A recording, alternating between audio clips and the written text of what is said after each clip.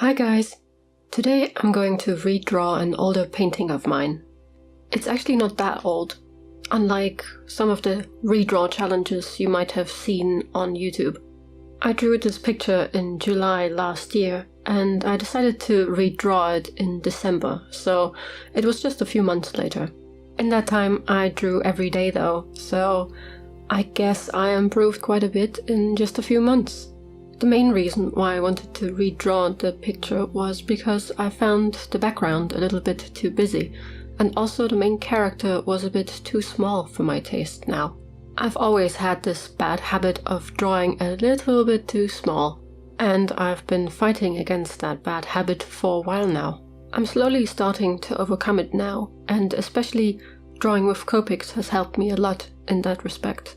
Copic brush nibs have a relatively big nib, which means that to have any sort of detail you have to draw a bit bigger than you can do with watercolors, for example. And since I was already making the character bigger, I could also give him more details. In the old picture he didn't have any clothes, he just had a book and a pillow. And in the new version I gave him clothes and I forgot about the pillow. I didn't actually look back at the old picture before I sketched out this one, so I simply forgot about adding the pillow. I'm a bit sad about that because that was one aspect of the picture that I really enjoyed. I do enjoy the way the background turned out in this picture though. It's much better than in the original version where I found the background much too distracting. What's also different in this version is that there isn't any ink in any of it. I only used watercolors, and later I added some detail with colored pencils. In July I didn't have any color pencils yet, so that was the main reason why I hadn't considered it before. After getting the color pencils, I decided to play around with a style without lines. And this was something that I found a lot more challenging than putting in the outlines beforehand. Building up the values is much more important with that style, and you can't get away with not knowing how to shade. I'm pretty certain that I wouldn't have been able to pull it off in July, but by December it worked out pretty alright.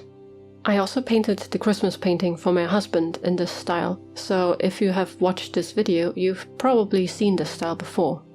I still enjoy doing ink outlines, but I like this style too, so I'm developing both styles at the moment. With this style I build up the values as much as possible with watercolors, and only when it could already almost stand on its own just with watercolors, only then do I add more detail with the colored pencils.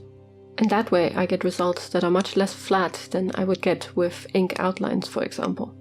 Whenever there's ink involved, it seems to me that shading always becomes a sort of afterthought. I could of course achieve a similar effect if I were to do the ink outlines later, but so far I haven't had good results with that strategy ever, because I somehow always manage to ruin the inking whenever I do it afterwards. I don't really want to put in a whole lot of work into coloring a piece just to ruin it in the last moment. Color pencils are much more forgiving because they can be erased to some extent, so if you mess up any sort of detail that you add with color pencils, it's usually not that bad.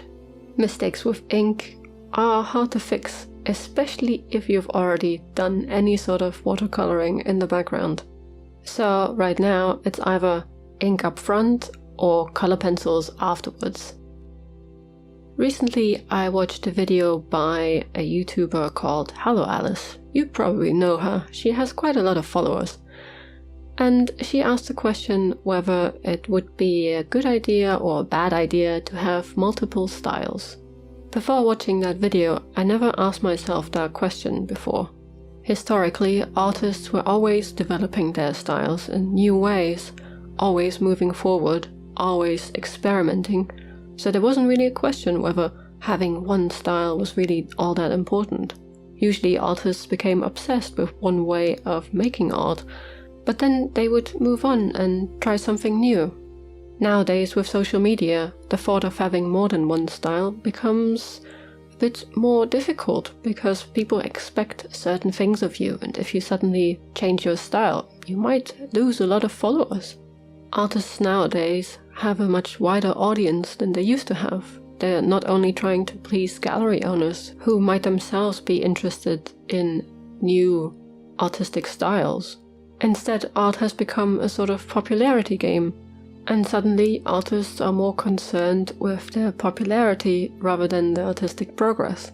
When popularity is tied up with being able to pay the bills, of course these concerns become important. They're not just vanity. So I'm not criticizing Alice at all in this case. For her, as a popular YouTuber, it of course makes sense that she worries about these things. These concerns are also not entirely new, since popularity was also an issue with galleries. I do believe, though, that the problem has become more extreme, since popularity among wider audiences is now much more important, and artists are supposed to do a lot of self-promotion in their spare time. In any case, I do think it's important to develop your style further and further, even if it is a risk. If I had been worried about that, I probably wouldn't have started drawing and painting at all, and I think that would have been a big loss for me. For those of you who don't know, I'm actually a photographer, and many of my followers are also photographers or people who enjoy my photography. I think it is a bit strange for them to see me spending so much time on painting, but at the same time I think I'm really onto something with it, so I'm going to continue, and I think it will also help my photography in the long run. In case you're wondering, I haven't actually lost any followers over this big change in my artistic output. Going from photography to painting has in fact led to more followers for me. Which means that maybe artists on social media shouldn't really be that worried about having multiple styles if someone like me, a photographer, can change the medium entirely. If you're having fun with it, then your followers will understand. And if they don't, that maybe tells you something about the depth of their involvement with your art in that particular style. Maybe if you lose followers over changing your style, then maybe it was time to move on from that style in the first place. I wouldn't want to spend an entire lifetime just doing one single thing. I would become bored. So I will continue experimenting, changing my style and trying out new things. And maybe one day I will manage to do the inking after doing the coloring without ruining it. That would certainly be something new. In any case, I hope you enjoyed this video and this little redraw challenge, which wasn't really a redraw challenge in a way because it was such a short time between the first version and the second version.